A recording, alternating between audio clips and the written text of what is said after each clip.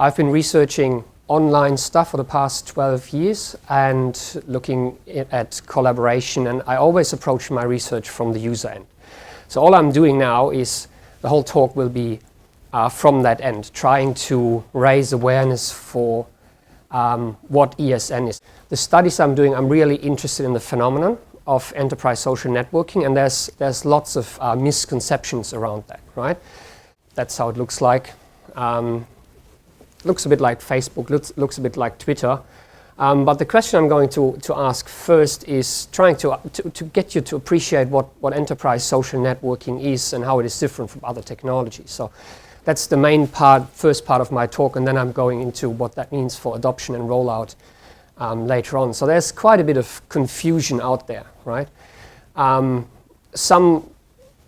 Some uncertainty, some disgruntlement, and some plain dismissal as that is sort of not for us. So we see things like, bringing Twitter or Facebook into the organization, that's just rubbish, right? That's not for us, that's time wasting, we don't want that. Social has no place in business. That's an incredibly stupid remark because, wherever there's people, there's social, right? So that is kind of, I know where it's getting at, but we talk about that later, right? That whole idea that people will just chat away and not work, right? Which I think is unfounded. We don't see that in our cases. So Facebook in my company, are you serious? Or also, things like, I can't measure that. How am I supposed to do a business plan? It's too hard, won't do it. It's too messy.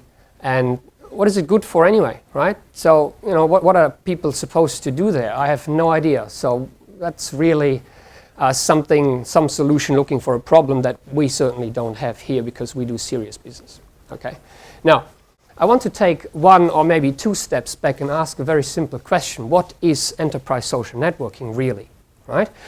I asked a simple question in my first year course. What is Facebook? Right? Explain to me what is Facebook. Can any of you explain what Facebook is in your own words? Something that kids use. Something that kids use. It's community. Like the first thing that they say is, it's an information system, right? Because they think that's what I want to hear, right? I think it's some smart answer. And then someone else says, it's a database that has profile data of users and their connections and things like that. And I say, no, that's not what Facebook is, right? That's not what I'm looking for. And then someone in the corner might say, it's a place where I chat to my friends. And then people say, yeah, right. And I say, yeah, exactly, because that's what Facebook is, right? It's not about what we think Facebook is, like a cloud service or whatever, a place to do business. It's not about what we think Facebook. It's about what it is for the user. It's a place, where your family is, right? A lot of kids come from overseas. That's where they live, right? Outside of class, sometimes inside of class, right? That's another issue. Let's take one more step back. Simple question, almost philosophical. Well, it is philosophical, but how do we know what things are? Right? Just a very simple question. We're building products all the time, right? We're building things, we're rolling out things. What are things in the world? How do we know what things are? Does anyone know that movie, The Gods Must Be Crazy? It's a brilliant movie, right? The main story is a plane pilot, a little Cessna plane, drops a Coke bottle out of the window, and it lands in the middle of the African desert in the Kalahari, and this native tribe picks up that thing, right? They have no idea what it is, right? It's such an everyday thing for us that it's invisible. We don't notice it. We just drink, right? That thing is invisible to us. They have no idea what it is, right?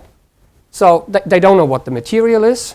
They have never seen liquid that much to fill that thing, right? So they start rolling dough, hitting each other over the head, and they become very angry, and everyone wants to have it, and they decided, the gods must be evil, that thing, that it must be dropped from the edge of the earth, and they send someone to drop that thing from the edge of the earth. Ironically, they then encounter civilization where this thing has a place, right?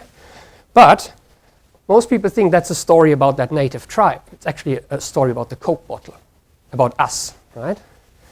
So, can anyone tell me what that is? It's a Roman artifact. It's a dodecahedron. It's got 12 sides, got odd-shaped holes in it, different sizes, and these knobs on the corners. What? Measures coins. What is it?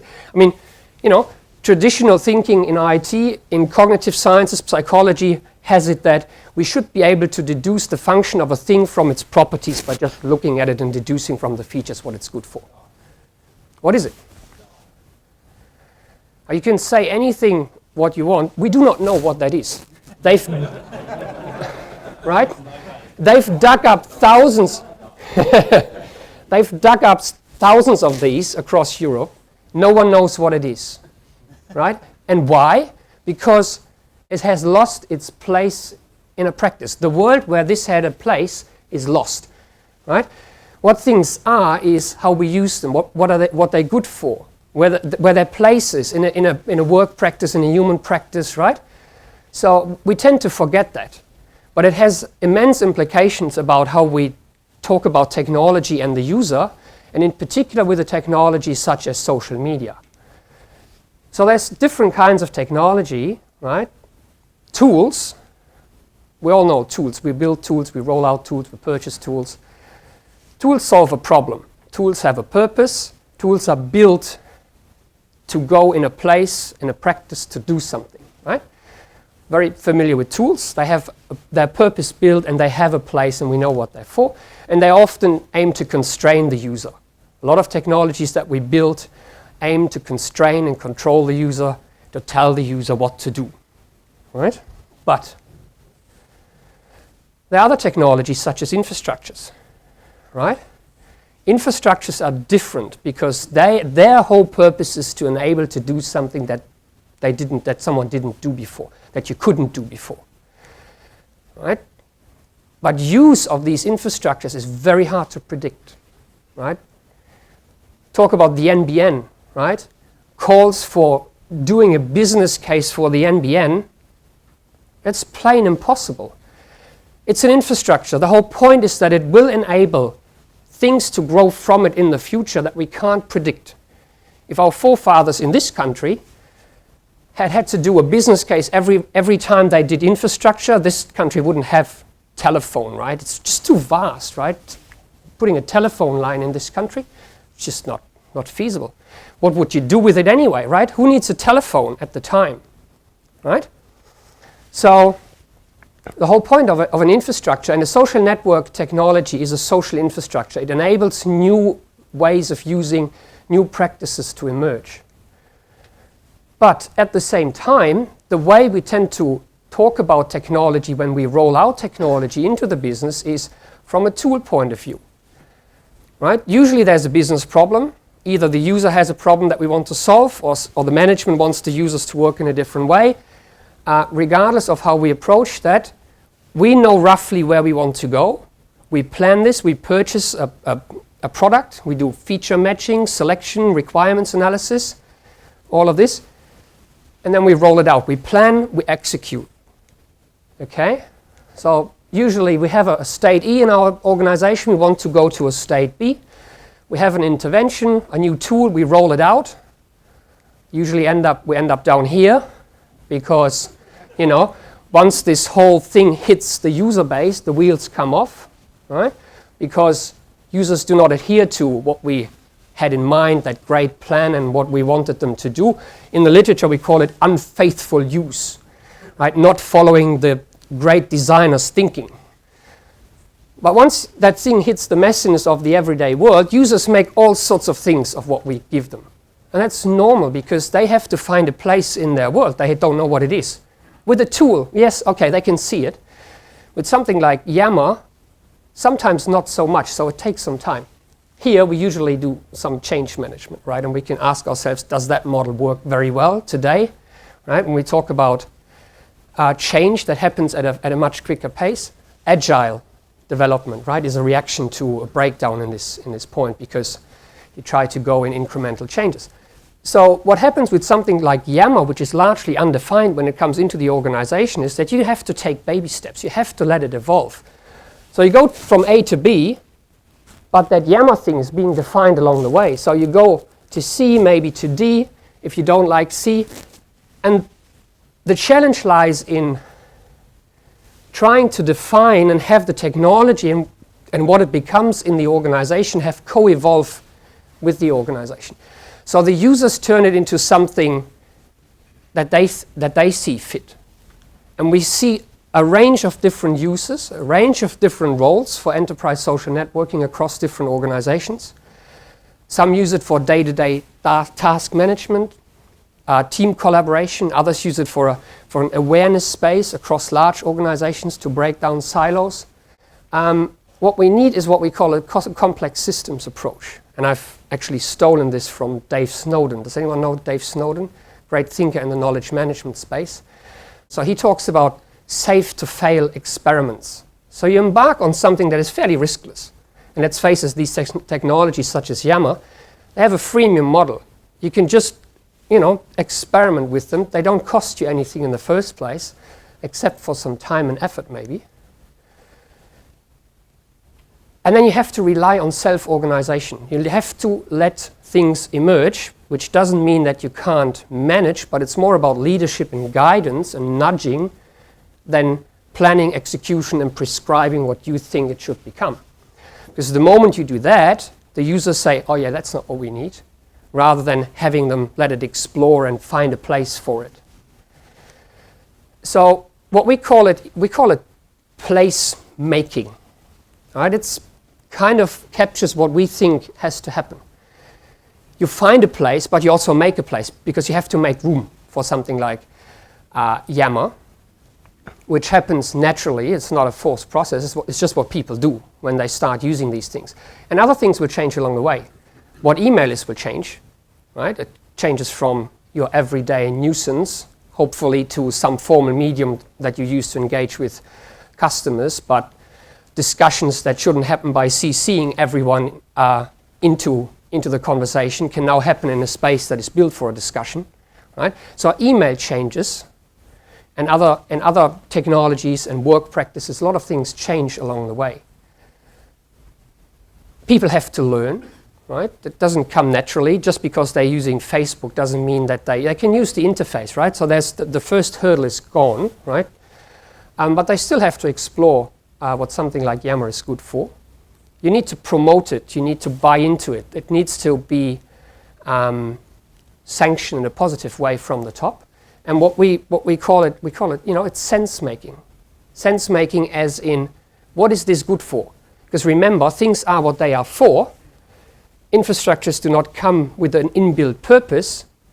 So that purpose is defined along the way. Is it a problem-solving space? Is it a conversation space? Is it a work tool? Is it a project management tool? It can become all of these things because it has these features, and it's built on human communication, and we can do a lot in communication. So we've done some studies. This one with Capgemini. Beauty, and that's really what is interesting for us, is all of the conversations that the users did at the time are captured. So people in Yammer talk about Yammer. So we can actually analyze what they do and what they talk about when they make sense of what Yammer is. And that study was done at a time where Yammer, enterprise social networking, was new to the world, 2008, 2009. Right? So we have the opportunity to study something that is new. And what we can see here is a typical sense-making process. People start asking, what's that? I've seen better. How does that work? Right? So, and you get into this sort of startup phase. Your early adopters get very excited. They go in there, try to imagine where you can place it in their use practice, what it could become and how it could be useful. Others chime in and say, oh yeah, there's better technologies. You do that, do this, do that. But it's very haphazard, accidental, improvised, and emergent. But then you hit a point, you hit a phase where things might become rough, right? The first excitement wears off, and it needs some work and some champions to take it through this trough, which we call neglect, right? But then there's a point, at some point, where some key users in the organization who were not early champions get excited about it. They report how they used it and what was useful for them. And it's all in the open. Others start replicating these behaviors, take that on, take it into their groups, and they start promoting it. They take ownership, and things take off. Right? This is where people then share stories about this is useful. And then the next question hits, let's step back. What about policy? What shall we do here? What is appropriate? And you do need to develop some policies, not to rein people in, but to let people off, because people are looking for that. Some people wait with engaging there until they know what you think is inappropriate and what is appropriate, and then they go in there happily once they know, okay, it's okay to use this. I won't do that, but yeah, it's okay to use it for that. And then you hit the point where people share strategies about how to cope with all the information, and then people start discovering groups, and they break out into different discussions, and things become mature. And then that discussion, what we call the self-referential messages, people talking in Yammer about Yammer, they suddenly die off, right? So, and it blends into the background. I've been talking to Deloitte, and Simon Townsend, who was an early driver there, in charge of the project, says, you know how I know that we've adopted it fully? No one is asking me to run a report about Yammer anymore, right? It's not interesting anymore. Everyone uses it, but it's not a topic. Right? It's just in the background. It's adopted. It's invisible. Not quite, but it's getting there. It's just part of the work environment. So we call this the SNAP model. You can find this on the web. There's a report which goes into a bit more detail there. I share a few links later. Conversations over time, here we've looked into those conversations, they change. They change from talking about the technology to talking about use, a bit of policy making going on here, and then that gets less, and people start diffusing it into their own groups. So that's a typical dynamic that we're seeing.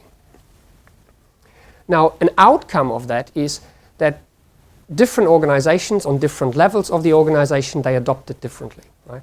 So we're distinguishing at the moment, enterprise-wide use, a team use in a small team, or in a larger project context. And we've looked into the use cases that users come up with, what they're doing. So we did in-depth studies and coding the messages and looking what they're really doing and how they make use of it in their day-to-day work. And what we see here is a number of use cases.